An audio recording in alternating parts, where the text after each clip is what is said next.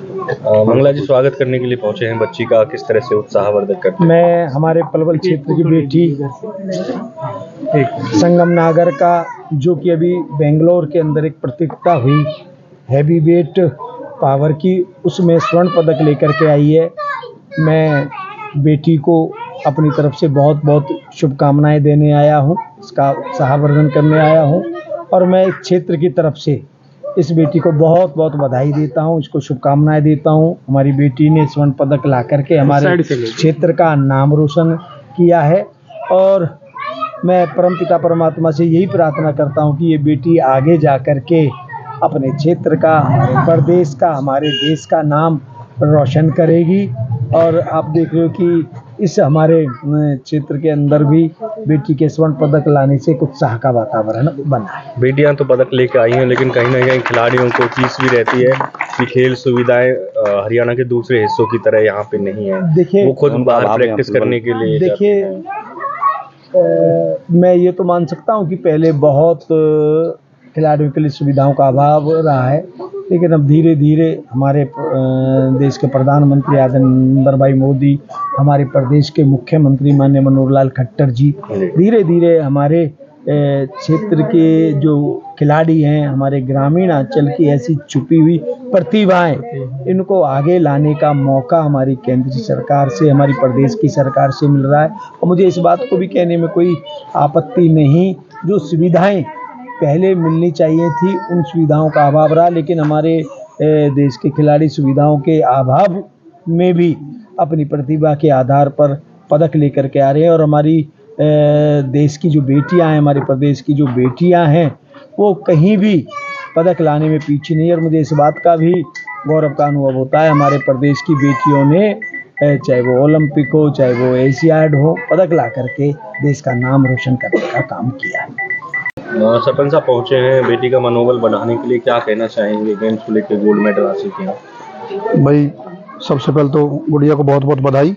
संगम जो हमारी छोटी बहन, उन्होंने पूरे इलाके पलवल शहर ज़िले का नाम रोशन किया है, और एक लड़कियों का इस तरह से एक मनोबल बढ़ाया है, जो आगे जो हमारे युवा पीढ़ी जो आएगी खेलों में उनका।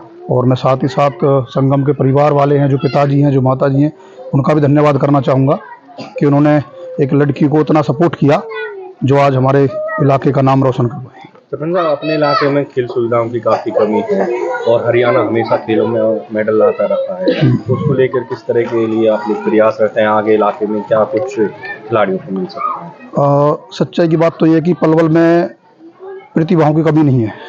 अगर सरकार सपोर्ट करे, स्टेडियम दे, एक प्लेटफॉर्म अगर खिलाड़ी को मिलता है, तो आप समझे कि बहुत छुपी हुई प्रतिभाएं हैं। बाकी फिर भी सरकार काफ़ी सपोर्ट कर रही है खेलों के उसमें। मैंने भी अपने गांव में सीएम साहब के माध्यम से एक उसकी डिमांड रखी है ग्राम पंचायत तरफ से सीएम साहब के सामने, तो संभावित ये है कि कुछ दिनों में हमारे गांव में भी एक स्टेडियम रहेगा, जिससे अपना खिलाड़ी एक अपना अच्छा यूज कर पाएंगे। सरपंच साहब, एजुकेशन क्षेत्र हो या गेम्स हो, लड़कियां बढ़ चढ़कर जो है नाम रोशन कर रही हैं अपना, अपने परिवार का, क्या कहेंगे यूथ को? यूथ को सबसे पहले तो हम अपनी बहन संगम का उदाहरण देना चाहूँगा। अगर लड़कियां हैं और मेहनत करती हैं पढ़ाई में या गेम में किसी में, तो निश्चित तौर पे वो अपना विजय होती हैं।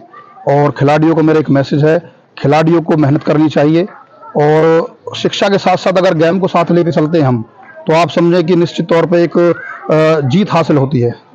उसको लगातार रखें साथ। संगम, आपने गोल्ड मेडल हासिल किया है, क्या थी ये प्रतियोगिता, कब से कब तक चली, किस तरह से आपने तैयारी की? ये 22 से 26 नवंबर तक प्रतियोगिता चली थी बेंगलोर में। इसमें मैन और वुमेन 2000 कैटेगरी के बच्चे आए थे इसमें, और इसमें सबसे ज़्यादा हैवी कैटेगरी बच्चों ने, हमारे हरियाणा ने 10 नेशनल ट्रॉफी उठाई हैं, कि वुमेन ने सबसे ज़्यादा 7 कैटेगरी की उठाई हैं हरियाणा की तरफ से, और सबसे बड़ी ट्रॉफी लड़कों ने उठाई थी हैवी कैटेगरी में 320 की बेंच मार के। आप किस तरह से तैयारी कर रहे थे, कब से इसकी तैयारी में थे आप, इस खेल को कैसे चुना? मैंने 2019 में स्टार्ट किया था, और आज 2023 हो गए मुझे इसी गेम में करते करते। मैंने पिछले 6 महीने में नेशनल की तैयारी की थी बेंच प्रेस की, और इसमें मैंने 95 kg के वर्ग में वर्ग उठाया था। तो अभी क्या उद्देश्य, आगे का क्या प्लान है, गोल प्लान है, आगे किस तरह से तैयारी करनी है? इंटरनेशनल गेम आने वाले?